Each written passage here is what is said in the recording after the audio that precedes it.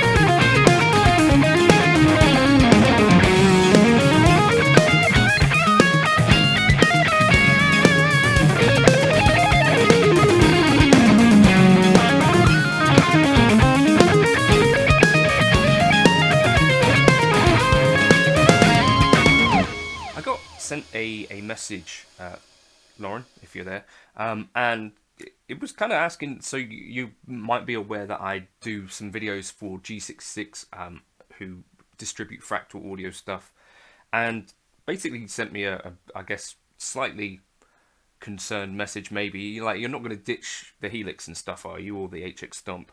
And my answer is absolutely not.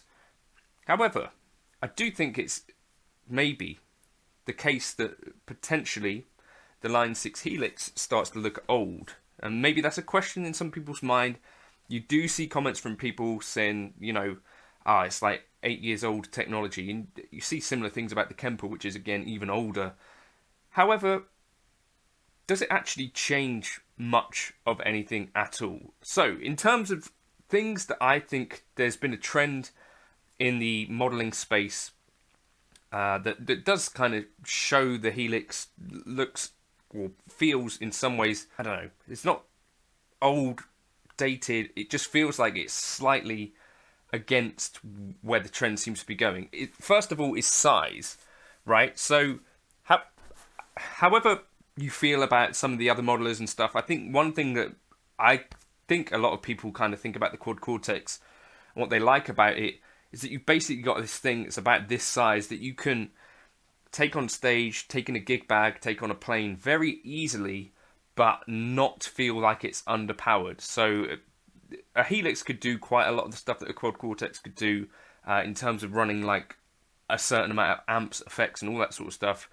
In fact, the Quad Cortex actually, you know, interface-wise, looks and feels a lot like a Helix, to be honest. There are some downsides to the Quad Cortex that you may or may not care about. Things like a missing SBDIF, you know, and you don't have an expression pedal built in if you're worried about that sort of thing. One thing for me that I did miss on the Quad Cortex was the scribble strips, which I think are a really excellent, as Leon Todd might call it, quality of life kind of feature. When I'm gigging, I really like to have kind of clear indicators above each thing. The Quad Cortex screen is like over here, and it sometimes feels like the switches are a little bit decoupled from the experience. So yeah, that's one area though that I think the Quad Cortex, in terms of size and power, that ratio is really, really strong. Even the FM9 is a bit smaller than the Helix, and I think one quite prominent Helix user actually toured one small section of a tour with the FM9 specifically because he wanted something that could fit, and the Helix couldn't do that for whatever reason. I think that's one area where the Helix does sort of, you know, fall down a tiny bit. Now, compared to the average pedal board, you know, it's still going to be lighter, I think, and smaller than, you know, many people gig with every single weekend. You see boards that are way bigger than this. And also an advantage that I think it has over the Quad Cortex is this kettle lead kind of generic power. So that's one tiny area where I think it's started to show its age a little bit. For me, I'm not a huge fan of the idea of a touchscreen in general, so I don't really put that as a point towards other units and against the Helix, because actually I find it just as quick or even quicker in some cases to do certain things with knobs than a touchscreen. A touchscreen can do certain things quicker. In other ways, it feels a bit weird, especially like in a live situation. It does feel to me quite strange trying to use a touchscreen. Not ideal. Something about knobs feels more natural. I'll phrase that. One other area that I feel like it started to show its age a little bit, and that is that the developers for Line 6 seem to have come up in some ways against a few of the like little limitations. For instance, like the looper in here, 60-second looper. There are other devices out there with loopers that are kind of better, I think. The Quad Cortex looper is a good example of that. Maybe Headrush's loopers as well. But that seems to have been an area which basically hasn't changed since the outset. The loopers are basically the same and relatively limited compared to some other loopers out there. Then, yeah, things like the poly pitch stuff, where it's the same team that made the Digitech stuff. Essentially, you have 2 rows of processing power, so 2 chips in here, so 1 per signal line. One poly pitch effect tends to take up half of the processing power. So to use 1 pitch effect effectively takes up 25% of your overall DSP capabilities within the Helix. Now, those might be some of the best pitch algorithms available, but in terms of DSP and allocation, that's one other place where it starts to show its age a little bit. Other than that, in general, I think it keeps up really well. And I wanted to show you some of my favorite presets. So that was a question that Lauren asked. Can I, just run through some of my favorite presets? So in the introduction there, I was using my 80s cover band kind of preset, which is in the cover band presets link on Gumroad. And these other ones are going to come from the general presets part. But these days, I tend to use the HX Stomp more, as you may or may not have seen with the hybrid rig. But I do think if I was just on an in-ears gig, and this is what I did in the last year, the Helix was the thing that I would take out for that. So, yeah, it definitely, although it is old, I think it is handling and holding its own with even the most recent things like the Fender Tone Master Pro. I think, to me, this holds up really well with that. It'd be interesting to see Line 6. The line still is that there is not going to be a successor to the Helix anytime soon. Whether you believe that or not, I'm pretty skeptical, to be honest. I feel like 8 years into a product, you're probably starting to think that there must be something on the horizon. But again, we thought the same for Kemper, and they're still going strong with that same hardware. So who actually knows? Right, preset time. To start off with, this is kind of Cordy cover. This is my generic thing that I would use for a cover band gig, like my kind of function stuff that I do.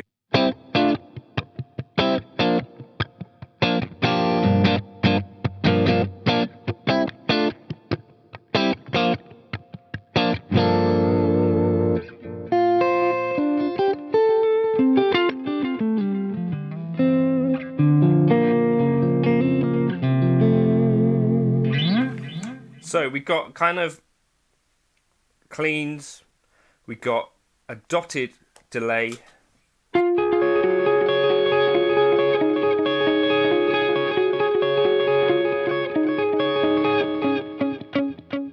which is linked to the tap.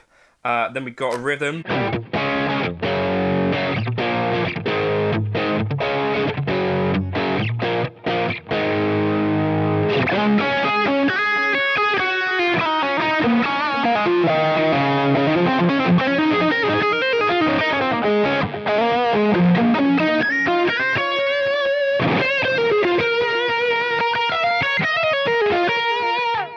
And then I run in snap along the bottom, stomp along the top. We could.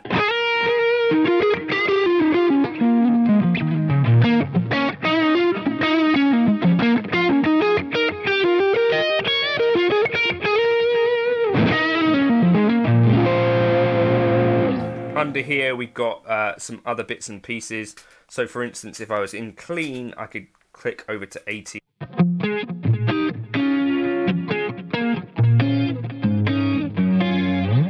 So that's kind of my go-to gigging preset. I've got some variations on this.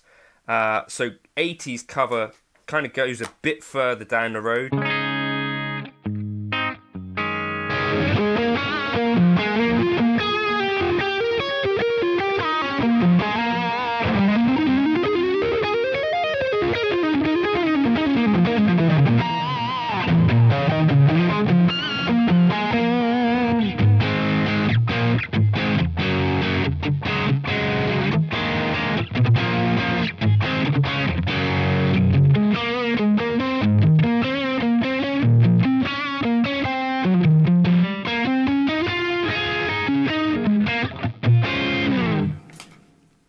And particularly like on the clean.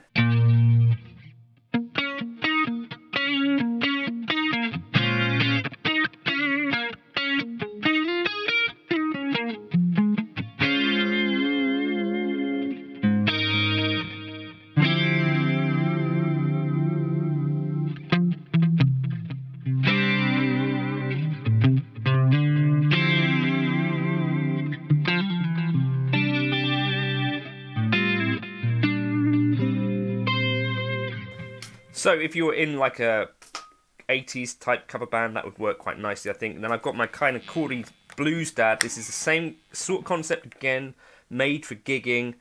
We've got a clean, we've got a push.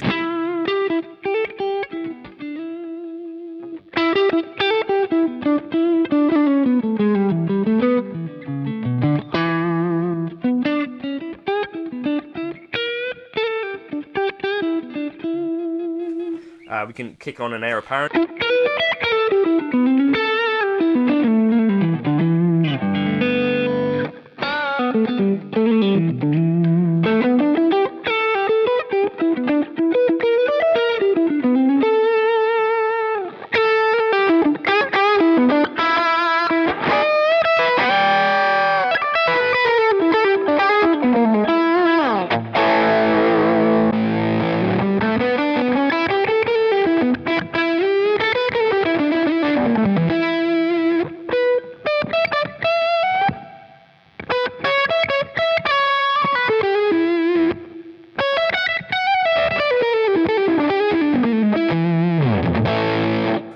So for a bit more of that kind of bluesy vibe, that's kind of what we could do there. We've got a vibe.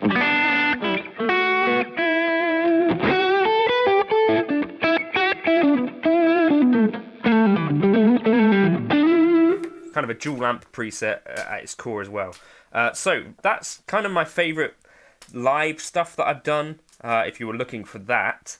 I think this is one of my more creative presets. This is the Chase Bliss Vox.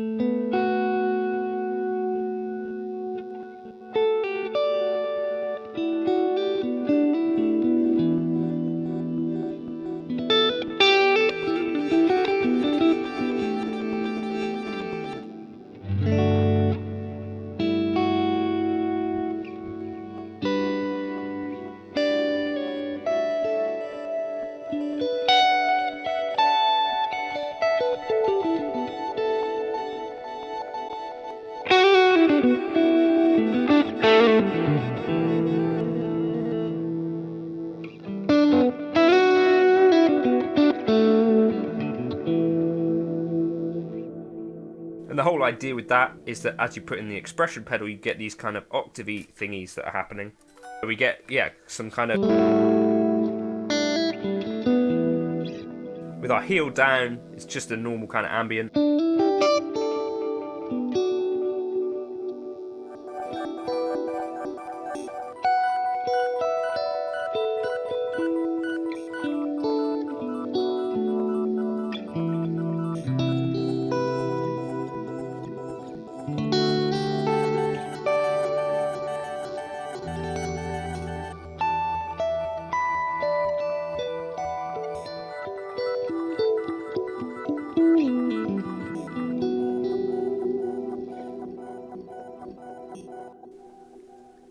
And there's a few presets that have like Chase Bliss at the start, and that's what all of those are kind of getting at. In the pads folder, you actually have this kind of setup going on, which is a little bit different. And you'll see here that essentially snapshot 8 has nothing on, and snapshot 1 is then C major. Snapshot 2 D minor, snapshot 3 E.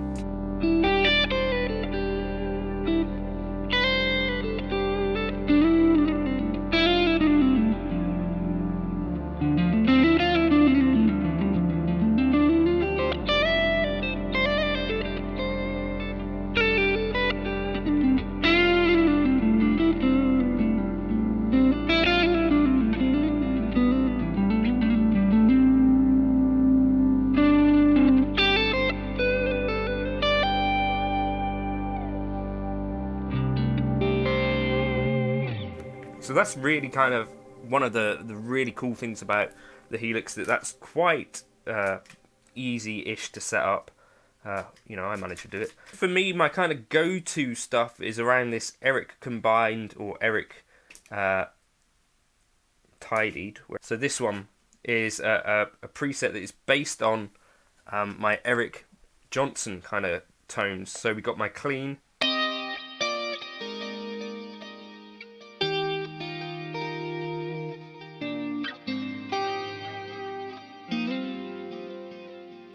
And then we can switch over to lead.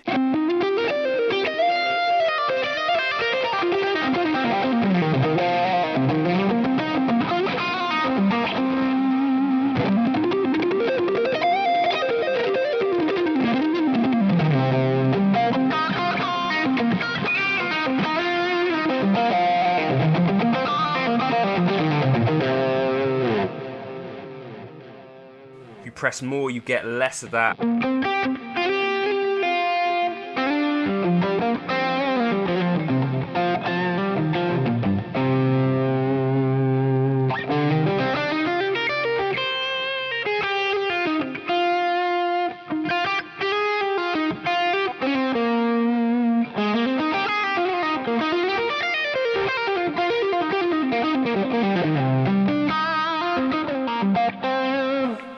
That's one of my favourites for sure. These ones now are in the general kind of preset. Dual jazz tone is my kind of go-to.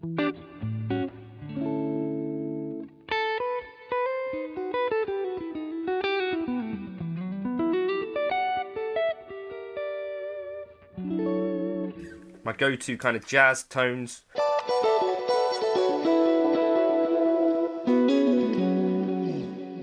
Some weird sounds there. Some of my favourites too.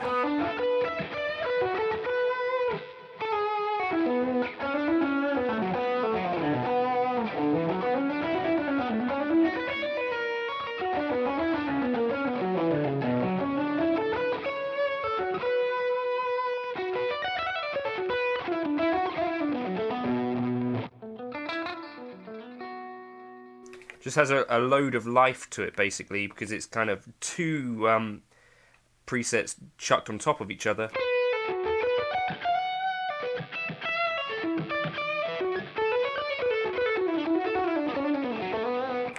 That one kind of works nicely. And then we got like these Camino ones, which are really nice too for a couple of things. Either 80.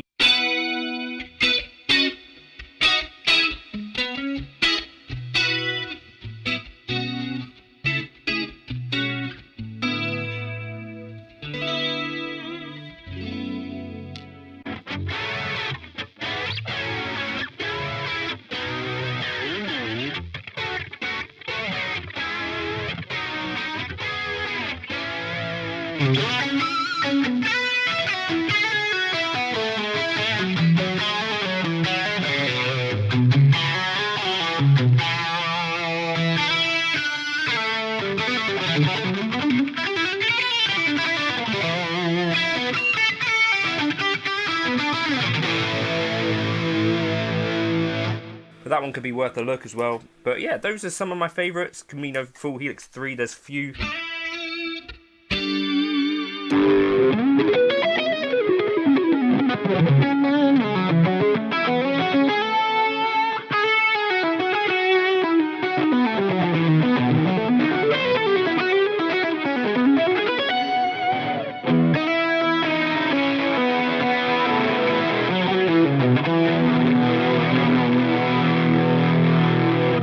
actually, also these Dark Vox gig ones might be really good if you're looking for a gigging preset. These are more kind of just, you know, press and get what you see.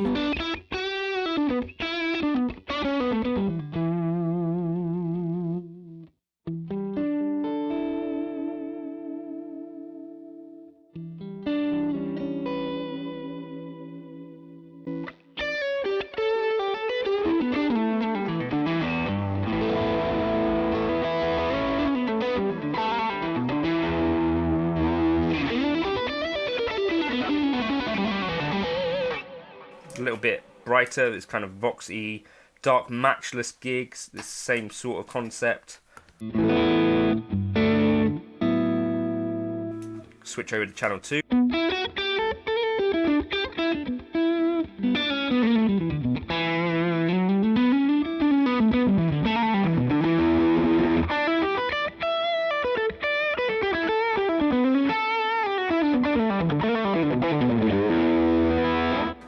But yeah, when I actually had this under my feet, it definitely is not an old feeling piece of gear to me. It definitely stands up really, really nicely. I'm going to put together another cover band preset with the Bassman because that's one of my favourite amps in there now.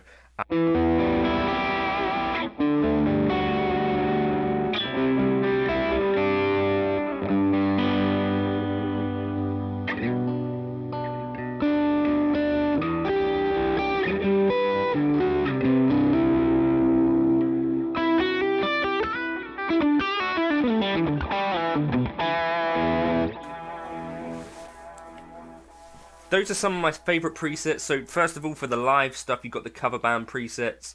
There's also those pads if you're wanting to try and, you know, get a little bit creative practice-wise. That's in a separate folder too. But then almost everything else is in the main folder. And there's a greatest hits there that you might want to check out for Helix. So yeah, hopefully that was vaguely useful if you were kind of thinking like, where do I start in this folder? Lauren, hopefully that answers some of that stuff. But the ones that I'm using most of the time these days are the Eric lead or Eric combined, and also the JCB Assman stuff, which is the Bassman stuff. I'm using them a lot of the time. Cheers for stopping by, and I'll catch you in another video soon.